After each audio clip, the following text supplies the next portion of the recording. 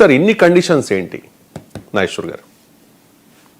ఇప్పుడు ఆ పదాలు జీరో టాలరెన్స్, Yes, sir. అద్దె మీరితే అనుమతి దానంతదే రద్దవుతుంది, క్రిమినల్ చర్యలు తీసుకుంటాం.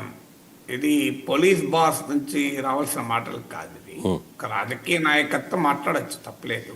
Yes, sir. ఎందుకంటే పొలిటికల్ లీడర్షిప్ వేరు, బ్యూరోక్రసీ వేరు.